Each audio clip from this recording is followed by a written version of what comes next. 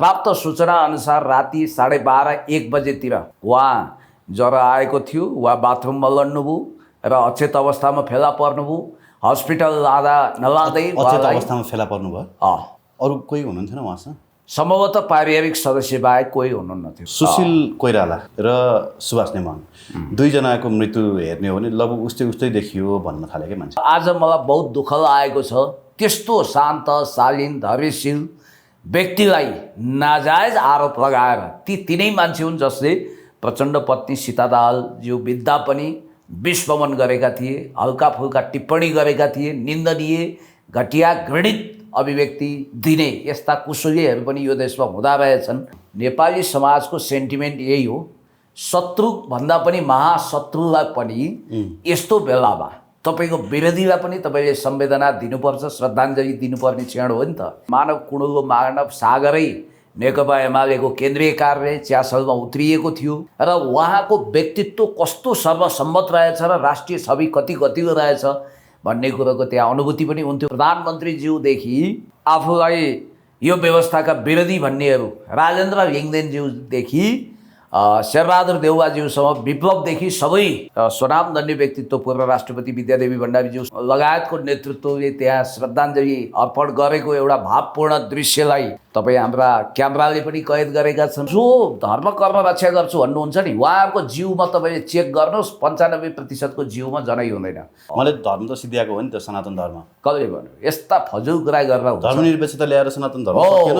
नेपालमा वैदिक सनातन हो त होइन, नेपालको वैदिक सनातनी परम्परालाई सिद्ध हुन कसैको मेजर रोल छ भने विदेशी शक्ति केन्द्रको त छँदैछ, स्वदेशी शक्ति केन्द्रको कुरा गर्नुहुन्छ भने माओवादीको स्कुलिङ प्लस काङ्ग्रेसको नेतृत्व माधव कुमार नेपाल फड्की किनाराको साक्षी बसेको, बाँकी सहायक पात्रको कुनै पनि भूमिका छैन। एउटा जगल्टे हरओभर कति ठगी गरेर नक्कली जग्गा देखाएर करोडौँ ठगी गर्नेले चाहिँ भारतबाट शक्ति ल्याएर भने पनि हामी गर्छौँ, आन्दोलन गर्छौँ भनेर धर्म र राजनीति एकै ठाउँ जोडिन्छ। क्रिस्चियनिटीमा त्यो क्रुसेड भयो र भारतमा मणिपुरदेखि गुजरातसम्मका दङ्गाहरू जुन ढङ्गले मानवद्वेषी रक्तपातपूर्ण दङ्गा, यो देशलाई युद्धको बारुद र रक्तरञ्जित खुकुरीहरू नचाउने प्राग भूमिमा नफेरियोस्।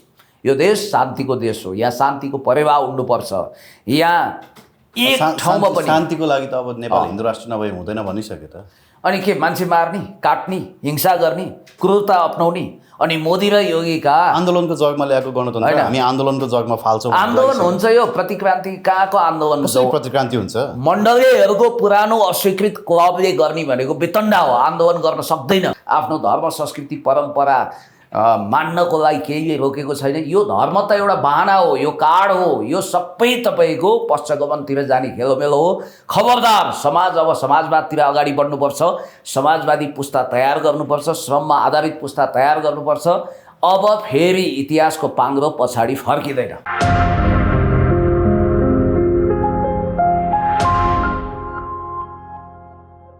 पुण्य गौतमजी हाम्रो साथमा हुनुहुन्छ। पुण्य सर, यहाँलाई हार्दिक स्वागत छ। धेरै धेरै धन्यवाद। नमस्ते। तपाईँहरूको पार्टीको अध्यक्ष सुभाष नेमाङजीको आकस्मिक निधन भयो, असामयिक निधन भनौँ। भर्खरै तपाईँ शोक सभामा पनि पुगेर आउनुभयो नि त? के छ माहौल? एकदमै स्तब्ध छौँ हामी। राष्ट्र नै दुखी भएको छ र हामीलाई एउटा अभिभावक गुमेको अनुभूति भएको छ। असाध्य दृढ, परिपक्व, विश्वसनीय, क्षमताशील, देशभक्त, माझ किराँतको एक धरतीपुत्र आदरणीय सर्वश्री सुभाष चन्द्र नेमाङज्यू, जो नेपालको संविधान सभाको अध्यक्ष पनि रहनुभयो र सभामुखको रूपमा सन्त नेता किशुनजी पछिको महान इतिहास रचना गर्नुभयो र अनेक किसिमका समस्या बाधा व्यवधानमा पनि 37 साल जस्तै ठिङ्ग उभिएर पाएका अवसरहरूलाई कहिले पनि नगुमाइकन, नचुकाइकन धैर्यतापूर्वक, दृढतापूर्वक लागू गर्ने 2051 सालको कानुन तथा संसदीय व्यवस्था न्याय मन्त्री आदरणीय सुभाष चन्द्र नेमाङजी महाप्रस्थान गर्नुभयो र उहाँलाई अलविदा भन्न यो महाप्रस्थानमा, यो अन्तिम विदाईमा भावपूर्ण श्रद्धाञ्जली अर्पण गर्न, श्रद्धा सुमन अर्पण गर्दै उहाँको परिवारजनप्रति गहिरो शोक संवेदना व्यक्त गर्न आज एक हिसाबले मानव कुण्डलो मानव सागरै नेकपा एमालेको केन्द्रीय कार्यालय च्यासलमा उत्रिएको थियो र उहाँको व्यक्तित्व कस्तो सर्वसम्मत रहेछ र राष्ट्रिय छवि कति गतिलो रहेछ भन्ने कुरोको त्यहाँ अनुभूति पनि हुन्थ्यो। किनभने त्यहाँ प्रधानमन्त्रीज्यूदेखि आफूलाई यो व्यवस्थाका विरोधी भन्नेहरू राजेन्द्र लिङ्गदेनज्यूदेखि शेरबहादुर देउवाज्यूसम्म विप्लवदेखि सबै स्वनामधन्य व्यक्तित्व पूर्व राष्ट्रपति विद्यादेवी भण्डारीज्यू सम्भवतः अहिलेको वर्तमान राष्ट्रपति पनि त्यहाँ पुग्नुभयो वा पुग्दै हुनुहुन्छ। सर्वश्री श्रद्धेय अध्यक्ष कमरेड केपी शर्मा ओलीज्यू लगायतको नेतृत्व पङ्क्ति पनि अविचल त्यहाँ एकदमै श्रद्धाञ्जली सहित विष्णु पौडेलज्यू लगायतको नेतृत्व त्यहाँ ईश्वर पोखरेलज्यू लगायतको नेतृत्वले त्यहाँ श्रद्धाञ्जली अर्पण गरेको एउटा भावपूर्ण दृश्यलाई तपाईँ हाम्रा क्यामेराले पनि कैद गरेका छन् र यो राष्ट्रको लागि एउटा अपूरणीय क्षति हो। र प्राप्त सूचना अनुसार राति 12:30-1 बजेतिर उहाँ ज्वरो आएको थियो, उहाँ बाथरुममा लड्नुभयो र अचेत अवस्थामा फेला पर्नुभयो। हस्पिटल लाँदा नलाँदै अचेत अवस्थामा फेला पर्नुभयो। अरू कोही हुनुहुन्थेन उहाँसँग? सम्भवतः पारिवारिक सदस्य बाहेक कोही हुनुहुन्न थियो उहाँको। अनि सेक्युरिटीहरू थिएन त पूर्व सभामुखको हैसियतले? सेक्युरिटी थियो। सेक्युरिटी पनि त फ्यामिलीभित्रकै मान्नु पर्यो नि। सेक्युरिटी भने पनि कुनै बाहिरको चिज होइन। र आज मलाई बहुत दुःख लागेको छ त्यस्तो शान्त शालीन धैर्यशील व्यक्तिलाई नाजायज आरोप लगाएर ती तिनै मान्छे हुन् जसले प्रचण्ड पत्नी सीता दाहालज्यू बित्दा पनि विस्मरण गरेका थिए, हल्का फुल्का टिप्पणी गरेका थिए, निन्दनीय घटिया घृणित अभिव्यक्ति दिने यस्ता कुशलीहरू पनि यो देशमा हुँदा रहेछन् भन्ने देखियो। जस्तो कि कसरी के होइन त्यहाँ कसलाई भन्न खोज्नु अलि प्रष्ट पारेर भन्नुहोस् होइन। न। तपाईँले पुरा चपाएर भन्नु स्ट्याटस अहिले तपाईँले हेरिरहनु भएको छ, व्यक्तिको नाम तोक्नु जरुरी भएन। धेरैको देखिरहेको छु। कतिपयले चाहिँ म श्रद्धाञ्जली दिन सक्दिनँ भनेका छन्, कतिपयले मुटु पड्किएछ भनेका छन्, कतिपयले के भनेका छन्, सबैको कुरा अनि यस्तो भन्ने हो त तपाईँले भन्न खोजेको होइन सुन्नु न। नेपाली समाजको सेन्टिमेन्ट यही हो, शत्रु भन्दा पनि महाशत्रुलाई पनि यस्तो बेलामा तपाईँको विरोधीलाई पनि तपाईँले संवेदना दिनुपर्छ, श्रद्धाञ्जली दिनुपर्ने क्षण हो नि त। न्यूनतम मानवीय संवेदना पनि गुमाएका यस्ता मान्छेहरूको बारेमा कुनै टिक्का टिप्पणी म गर्न चाहन्न। तपाईँलाई एउटा कुरो भनौँ, जस्तो 3-4वटा आरोपहरू यिनीहरूले अनावश्यक रूपमा लगाए। एउटा नागरिकताको विषय उठाएका छन्। हेकारोस नेपाललाई सिक्किमीकरण गर्नु हुँदैन, फिजीकरण गर्नु हुँदैन, कुख्यात नागरिकता विधेयक रोकिनुपर्छ भनेर कानुनत डिफेन्स गर्ने व्यक्तित्व हुनुहुन्थ्यो आदरणीय सुभाष चन्द्र नेमाङ नेकपा एमालेका उपाध्यक्षज्यू। त्यस्तै अब जस्तो यहाँ तपाईँले धर्मको कुरा कुरो नबुझे के हो भने म प्रश्न पारिदिन्छु तपाईँलाई, अलिक सजिलो हुन्छ कि। मान्छेलाई इम्प्रेसन के छ भने उहाँले युरोपियन युनियनको पैसा खाएर नेपालमा धर्मनिरपेक्षता चाहिँ थाहै नपाइकन रातारात छिराउनु भयो भन्ने आरोप सबभन्दा प्रमुख आरोप हो होइन? ए बाबा यो आरोप लगाउने यो मिथ्या सुन्नु न, मिथ्या आरोप लगाउनेलाई यति पनि थाहा छैन। त्यतिखेर कम्प्रिहेन्सिभ पिस एकर्डमा हस्ताक्षरकर्ता 2 नेतृत्वमध्ये एक अहिले पनि जीवित हुनुहुन्छ प्रचण्ड, अनि दुधको साक्षी बिरालो टाइपले छेउमा न्याउ गरेर बस्ने माधव कुमार नेपाल, अनि त्यसपछि अर्को पक्ष गिरिजाप्रसाद कोइराला र मधेस फ्याक्टर भनेर यो जति पनि संघीयता धर्मनिरपेक्षतालाई इन्कर्पोरेट गर्न आन्दोलन उचाल्ने उपेन्द्र यादवजीहरू, महन्त ठाकुरजीहरू। सुभाष चन्द्र नेमाङज्यू त त्यो संसदको सभाध्यक्ष हुनुहुन्थ्यो उहाँ, र उहाँको दायित्व यो थियो कि सांसदहरूले उत्पत्ति भएका जुनसुकै विधेयकहरू जुनसुकै प्रस्तावहरूलाई पनि उहाँले टेबल गर्न संविधानतः उहाँ बाध्य हुनुहुन्थ्यो। त्यो भएको र म एउटा कुरा तपाईँलाई निवेदन गरौँ है तपाईँको जानकारीको लागि। आजभन्दा 8-10 दिन अगाडि हुनुपर्छ मैले उहाँसँग टेलिफोन गरेँ। एउटा सिलसिला थियो, अब त्यो म तपाईँलाई बताउन सक्दिनँ। उहाँले एक रिङमा उठाउनु भएन, अनि फेरि अर्को रिङमा उठाउनु भयो। म फलाना बोलेको भन्ने बित्तिकै खुसी नै हुनुभयो। उहाँले चाहिँ एउटा कुरा के छ भने राष्ट्रपतिको क्यान्डिडेट जतिखेर बनाइएको थियो त्यतिखेर सबभन्दा बढी उहाँको पक्षमा सोसियल मिडियामा आवाज बुलन्द गर्ने, गाली नै खाएर ताली नै खाएर बुलन्द गर्ने मान्छेमध्ये म थिएँ। र यसको कम्प्लिमेन्ट चाहिँ मलाई उहाँले पार्टी अफिसमा भेट्दा पनि दिनुभएको थियो। र पुण्यजी बोलिरहनु भएको छ है, बोल्नुपर्छ भन्नुहुन्थ्यो। र तपाईँलाई एउटा इन्ट्रेस्टिङ कुरा सुनाइदिउँ। मैले उहाँलाई के भने अब म त वैदिक सनातनी परम्परालाई मान्दछु होइन, त्यसकारण म त अब यही हो, आज मेरो पूजा आदि कर्म छ, त्यसकारण म फलान ठाउँमा जान लाएँ, म भरे भोलि आउन सक्छु भनेर उहाँलाई भेट्न मैले चाहेको थिएँ। भेट्न चाहिँ सकिएन विभिन्न कारणले, टेलिफोनमै कुरा भयो 5-7 मिनट। उहाँले अस्ति एकजना महानुभावलाई भेटेर के गुनासो राख्नु भएछ भने, अलिकति हाई प्रोफाइल व्यक्तित्व नै हो उहाँ, हेर्नु न यो समाज कसरी भाडियो, यो कलियुग भन्छन् हो क्या रे, मेरो घर वैदिक सनातनी हिन्दू परम्परा अन्तर्गत अथवा किराँती सभ्यता अन्तर्गत पूजा विधि हुन्छ, सबै हुन्छ। अब मलाई कहाँको यो क्रिस्चियन मिसनरी आदि इत्यादिबाट परिचालित भन्ने वाहियात आरोप लगाए भनेर बडो दुखेसो गर्नुहुन्थ्यो अरे।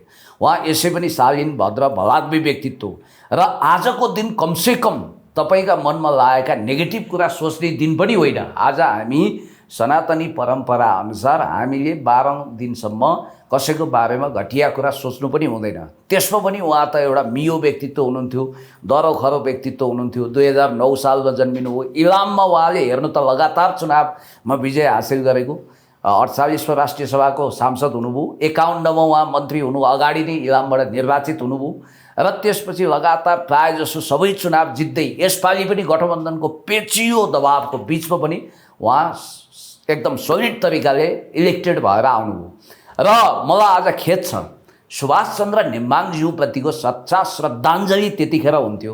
हुन त सैन्य सलामी अर्पण गर्ने, राष्ट्रिय सम्मान दिने निर्णय गरेको छ। सीतादाहालज्यूलाई दिँदा उहाँ त अब हुन नसकेको राष्ट्रपति हो। अहिलेको बालवाला राष्ट्रपतिज्यूले पनि सायद यो कुरा आफ्नो वक्तव्यमा उल्लेख गर्नुहुन्छ कि हामी हेर्दैछौँ।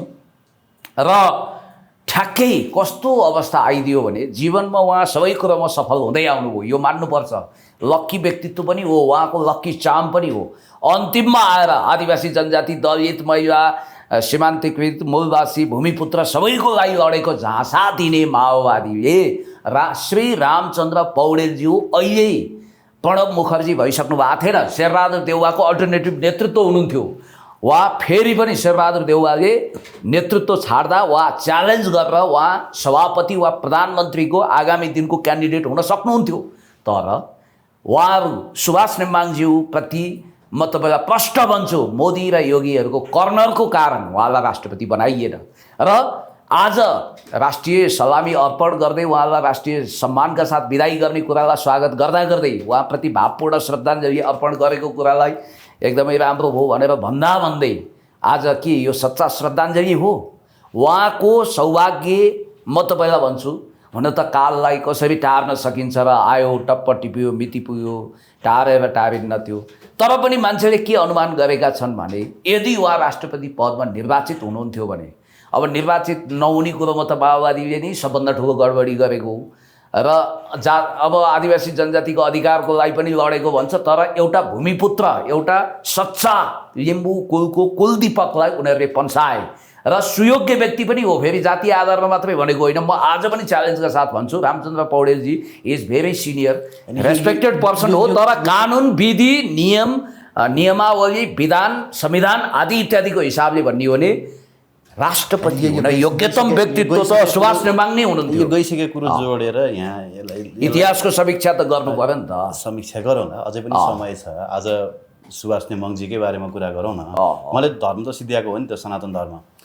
कसले भन्यो यस्ता फजुल कुरा गरेर? धर्मनिरपेक्षता ल्याएर सनातन धर्म सकिएन नेपालमा। वैदिक सनातन तपाईँ धर्मनिरपेक्षता पक्षधर हो त होइन? नेपालको वैदिक सनातनी परम्परालाई सिद्ध हुन कसैको मेजर रोल छ भने विदेशी शक्ति केन्द्रको त छँदैछ, स्वदेशी शक्ति केन्द्रको कुरा गर्नुहुन्छ भने माओवादीको स्कुलिङ प्लस काङ्ग्रेसको नेतृत्व, यो दुईटा कुरा। र माधव कुमार नेपाल फड्की किनाराको साक्षी बसेको हो, बाँकी सहायक पात्रको कुनै पनि भूमिका छैन।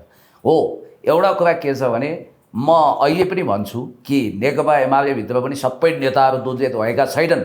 जनताबाट अनिर्वाचित मान्छेलाई नेता मान्न अब जनता बाध्य हुन्छ कि हुँदैनन्, एउटा डिबेट सुरु भएको छ। नेता हुने योग्यता चाहिन्छ कि चाहिँदैन, क्षमता चाहिन्छ कि चाहिँदैन, नैतिकता चाहिन्छ कि चाहिँदैन, हामीभित्र पनि यो महाबहस अब सुरु हुन्छ।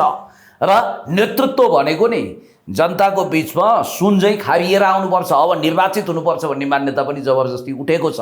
नयाँ युगका नयाँ स्पन्दनलाई स्वागत गर्ने कि पुरानो डाइनोसर युगमा फर्किने, जुरासिक पार्कमा फर्कने भन्ने कुरो पनि अब डिबेट हुन्छ। तपाईँलाई एउटा कुरो म भन्न चाहन्छु, भिक्टर अर्बानले हङ्गेरीमा विजय प्राप्त गर्दाखेरि त्यहाँका एकदम ठुला लेजेन्डरी नेता डेभिड समथिङ के भन्नेले के भनेका थिए भने यो फुच्चे केटो राजनीतिको बहुत ठुलो अनाडी हो, यसलाई निकै तल बसेर राजनीतिक प्रशिक्षण दिनुपर्ने, यसले के हास्यास्पद परिस्थिति सृजना गर्यो भनेको चिलिमले घाम पो फुटाइदियो। भिक्टर अर्बानले विजय हासिल गरे। यता हङ्गेरीमा त्यस्तो भयो, अस्ट्रियामा 29 वर्षको सेबेस्टियन क्रुजले जिते। उता जोकर भनेर अपमानित गरिएको भ्लोदिमिर जेलेन्स्कीले द सर्भेन्ट अफ पिपलबाट उदाएर नगरौँ न त्यस्तो वाहियात कुरा हिजो उता के गरे, अमेरिकामा के गाई काटे, यता के काट्न पाउनुपर्छ भने जस्तो कुरो नगरौँ होइन। कुनै पनि जीवको हत्या गर्नु हुँदैन। जीव हत्या प्राणी हत्या पाप हो। तपाईँ कुखुराको सपेटा लुस्ने अनि फेरि जीव होइन कहाँ, मैले त्यो परम्परा पूर्व जन्मको पापले गर्दा कुनै समय त्यस्तो भयो होला, तर तपाईँ जस्तो अहिले पनि निरन्तर रुचिरहेको छैन। म अहिले पूर्ण शाकाहारी हो, माफ गर्नु होला। कति दिनलाई? होइन दिनलाई होइन, हेर्दै जानुहोस् न, हेर्दै जानुहोस्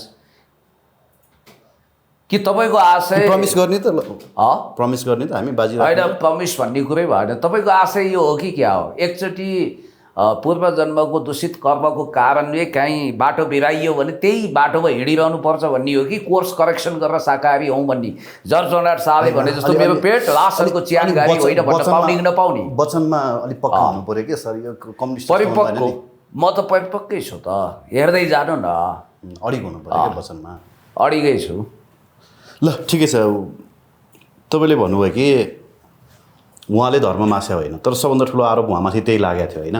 आज त्यही भएर पनि सायद तारा बरालहरूले, तपाईँले नाम लिनु भएन तर तारा बरालहरूले त्यो किसिमको अभिव्यक्ति दिनुभयो होइन। अब हामीले बिहानदेखि यो विषयमा कुराकानी गरिरह्यौँ। सुशील कोइराला र सुभाष नेमाङ दुईजनाको मृत्यु हेर्ने हो भने लगभग उस्तै देखियो भन्न थाले क्या मान्छेहरू। दुवैजना बाथरुममा लडेको, दुवैजनालाई स्ट्रोक भएको होइन, दुवैजना बालबटार निकटै बस्ने, दुवैजनालाई चाहिँ हस्पिटल लैजान किन ढिलो भयो भन्ने प्रश्न गर्न थाले। यस्तो के सुन्नु न, कन्स्पिरेसी त जहाँबाट नि आउँछ, कन्स्पिरेसी थ्योरी त होइन। यसमा चाहिँ तपाईँको भनाइ के छ सर? म तपाईँलाई सेवा होइन, आजको दिनमा नि म अझै अलिक विस्तृत रूपले मेरो प्रश्न राखौँ, तपाईँ रिसाउनुहुन्छ कि नरिसाउनु है त? भन्नु। जस्तो आजको दिनमा भारतीय बाबाहरूको नेपाल आगमन होइन, उहाँहरू तारनको नेपाल भिजिट, नेपालमा अहिले धर्मलाई लिएर जुन किसिमको द्वन्द्व मचिएको छ, धर्मनिरपेक्षता अब हटाउनुपर्छ भन्ने किसिमको लबिङ यहाँ सुरु भएको छ। भोलिबाटै राप्रपा नेपाल, हिन्दूवादी सङ्गठनहरूले चाहिँ आन्दोलन घोषणा गरेका छन्। अब केही दिनभित्रै हामी नेपाललाई हिन्दू राष्ट्र बनाउँछौँ भनेका छन्। अब त्यही यो पेरिफेरीमा ठ्याक्क लाएर धर्मनिरपेक्षताको एउटा धरोहर मानिएका व्यक्तिको अवसान भयो होइन। अब यसले त धर्मनिरपेक्षता कमजोर हुने भयो होला नि त। यो सुभाष चन्द्र नेमाङज्यूको इतिहासप्रतिको गलत मूल्याङ्कन हो, यसलाई विपठन गरियो। यो गलत मूल्याङ्कन हो, किनभने उहाँ नेपालको सभ्यता, धर्म, परम्परा, संस्कृतिप्रति प्रतिबद्ध व्यक्ति, मार्क्सवादी द्वन्द्ववादी भएकै हुनुहुन्थ्यो, तर उहाँ कुल, परम्परा, पितृ संस्कार आदि इत्यादिलाई मानेर अगाडि बढेको व्यक्तित्व हुनुहुन्थ्यो भन्ने कुरो उहाँको लवाई खवाई, रहन सहन, बोली व्यवहार सबैले पुष्टि गर्थ्यो। पहिलो कुरो त्यो भनौँ। दोस्रो, तपाईँले अघि भन्नुभयो नि जस्तो फलाना तिलाना ढिस्कानाको प्रभावको कारण यो धर्म मासियो आदि इत्यादि भनेर, साँच्चै भनियो भने तपाईँलाई म भन्छु धर्म आस्थासँग जोडिएको कुरा हो।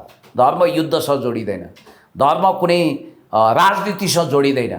जब धर्म र राजनीति एकै ठाउँ जोडिन्छ, क्रिस्चियनिटीमा त्यो क्रुसेड भयो र भारतमा मणिपुरदेखि गुजरातसम्मका दङ्गाहरू जुन ढङ्गले मानवद्वेषी रक्तपातपूर्ण दङ्गा, एउटा जगल्टे हर्बोबर कति ठगी गरेर नक्कली जग्गा देखाएर अनि करोडौँ ठगी गर्नेले चाहिँ भारतबाट शक्ति ल्याएर भने पनि हामी गर्छौँ, आन्दोलन गर्छौँ भनेर। यस्ता भारतीय दलाल, योगी र मोदीका दलालहरूलाई मेरो कुनै जवाब छैन, किनभने हाम्रो देश हामी बनाउँछौँ र धर्म हाम्रो आस्थासँग जोडिएको कुरा हो। उहाँहरू जो धर्म कर्म रक्षा गर्छु भन्नुहुन्छ नि, उहाँहरूको जिउमा तपाईँले चेक गर्नुहोस् 95% जिउमा जनै हुँदैन, सबै मदिरामा मस्त। अब झुटो कुरो त यसरी फैलिन्छ कि यो कलिँदै रहेछ। आज पनि कैयौँ मान्छेहरू पुण्य गौतमलाई दिनमा दर्जनौँ मान्छेले फोन गरेर रक्सी नखानुहोस् भन्छन्, कति त आफै रक्सी खाएर नसाको स्वरमा पनि भन्छन्। भनेपछि झुटो कुरा स्थापित हुन केही बेर लाग्दो रहेछ भन्ने कुरोको जीवित प्रमाण र साक्षी म आफै हुँ, जसले जीवनभर जाँड रक्सी चुरोटबिडी खैनी सुपारी पान गाजा भाङ खाएको छैन। त्यसलाई त रक्सी खान्छ भन्ने झुटो आरोप लाग्छ। कुण्डलीमा केतु भएपछि कसको के लाग्छ र लग्नमा। त्यस कारणले गर्दाखेरि मैले तपाईँलाई भन्न खोजेको कुरा के भने यो देशलाई युद्धको बारुद र रक्तरञ्जित खुकुरीहरू नचाउने पाक भूमिमा नफेरियोस्। यो देश शान्तिको देश हो, यहाँ शान्तिको परेवा उड्नुपर्छ। यहाँ एक ठाउँमा पनि शान्तिको लागि त अब नेपाल हिन्दू राष्ट्र नभए हुँदैन भनिसक्यो त। अनि के मान्छे मार्ने, काट्ने, हिंसा गर्ने, क्रूरता अपनाउने, अनि मोदी र योगीका आन्दोलनको जगमा ल्याएको गणतन्त्र हामी आन्दोलनको जगमा फाल्छौँ। आन्दोलन हुन्छ यो प्रतिक्रान्ति कहाँको आन्दोलन कसरी प्रतिक्रान्ति हुन्छ? मण्डलीहरूको पुरानो अस्वीकृत क्लबले गर्ने भनेको वितण्डा हो, आन्दोलन गर्न सक्दैन, किनभने यो अस्वीकृत जमात हो। म एउटै कुरो भन्छु, उहाँहरूलाई जनतामा त्यत्रो विश्वास छ भने उहाँहरूले मध्यावधि माग गरे हुन्छ। अस्ति भर्खर पनि उहाँहरूले 2/3 ल्याएर उहाँहरूलाई के तन्त्र चाहिएको त्यो स्थापित गरे हुन्छ। मलाई एउटा कुरा के छ भने जोर जबरजस्ती धर्म परिवर्तन गरेर कन्भर्जन गरेर हामी वैदिक सनातनी हौँ, हाम्रो जस्तो पन्थ वा पूजा विधि हो हिन्दू क्रिस्चियन मुस्लिम भनेको संसारमा एउटै धर्म छ, त्यो भनेको वैदिक सनातनी हो लाखौँ वर्षदेखि। तर कुनै पनि मान्छेले फलाना तिलाना ढिस्कानाबाट थोपरिएको धर्म भन्छ भने यो एकदमै गलत कुरा हो। र तपाईँलाई म भन्छु, केपी शर्मा ओलीज्यूले जसरी क्रिस्चियन मिसनरी अन्तर्गतको खेलोखडको रोक्न कानुनी कारबाही गर्नुभएको थियो नि, त्यसै गरी बोल्ड ढङ्गले राज्य अगाडि बढ्नुपर्छ। हुन त हेर्नुहोस्, अहिले फेरि एउटा विडम्बनाको कुरा चाहिँ के भने देशको धर्म संस्कार परम्परा रीतिथितिलाई नै तिलाञ्जली दिनेहरू यो सत्ताको हर्ताकर्ता, यो सरकारको हर्ताकर्ता भएको विडम्बना भएको। तर आन्दोलन गर्ने नैतिक र कुनै आध्यात्मिक पुँजी यी मान्छेहरूसँग छैन। यी धर्मको नाममा आन्दोलन गर्छौँ भन्नेहरू अधिकांश मांसाहारी छन्। धर्मको नाममा आन्दोलन गर्नेहरू अधिकांश जनै लगाउँदैनन्, यज्ञोपवीत धारण गर्दैनन्, तामसिक भोजन गर्छन्। यिनीहरूको वृत्ति आसुरी छ, यिनीहरू राक्षसी स्वभावका छन्, रक्तपिपासु छन्। त कसरी धार्मिक मान्छे हुन्छन्? हिन्दू धर्म जिन्दाबाद भन्छ अनि मान्छे गिड्छ, कहीँ हुन्छ अहिंसा परम धर्म भनेर हाम्रो शास्त्रले भने होइन। बलि प्रथाको जहाँसम्म कुरा छ, यो त तामसिक विद्या अन्तर्गत कालो जादु टुना मुना शैतान करबिरे मसान जगाउने विद्या हो। त्यस कारणले गर्दाखेरि हामी सात्विक हुनुपर्छ, सात्विक भोजन गर्नुपर्छ।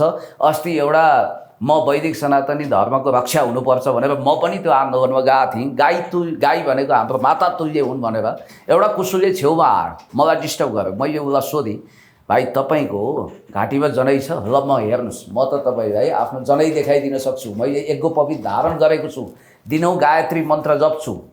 केपी ओलीज्यूले पनि गायत्री मन्त्र सुन्नु न। तपाईँ जनै लाएर चाहिँ अनि के हुन्छ हो, म त सबभन्दा बढी धर्म मान्छु भनेर लाग्ने।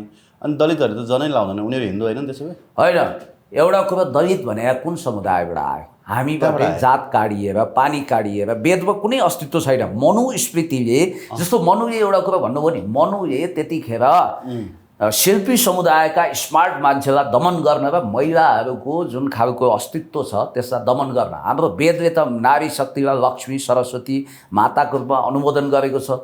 र विश्वकर्माको कत्रो सम्मान छ वैदिक सनातनी परम्परामा। सावरीका पुत्र शुद्ध पुत्र हुन् हाम्रो वेदव्यास, तपाईँलाई थाहा छ 4 वेद 18 पुराण लेख्ने। तर मनुले एउटा मनुस्मृति लेख्नुभयो, त्यहाँ चाहिँ एउटा के परिकल्पना गरियो भने उहाँले हुन त आफूलाई ब्रह्माकै पुत्र भन्नुहुन्छ।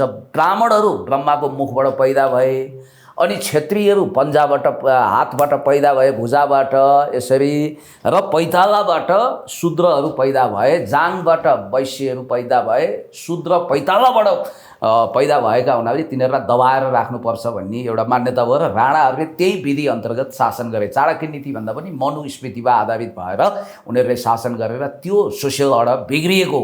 र आज पनि म के भन्न चाहन्छु भने क्रूरता हिंसा हत्या अपनाउनेहरूले र नरबली चढाउनेहरू र जो मान्छे तामसिक छन्, आन्दोलन गर्न त कस्तो क्यापेसिटी हुनुपर्छ, कस्तो मोरल क्यापिटल हुनुपर्छ भने त्यो मोरल क्यापिटल श्री गणेशमान सिंहजीमा थियो, त्यो मोरल क्यापिटल मदन भण्डारीमा पुष्पलालमा थियो, अलिकति मोरल क्यापिटल राजा महेन्द्रमा थियो होला, बिपी कोइरालामा थियो होला, अलिकति केपी शर्मा ओलीज्यूमा होला। तर यी जो अहिले अस्वीकृत जमात, यिनीहरूले न 2/3 कुरै छोड्नु, सामान्य बहुमत पनि सिद्ध गर्न सकेका छैनन्। यिनीहरूले भाँड भैलो लगाउन आर्थर जे ब्ल्याङ्कनले आफ्नो प्रतिवेदनमा उल्लेख गरेअनुसार आरएसएसको भत्ता पचाउनको लागि राणो रुवाई गर्ने एउटा कुरा हो।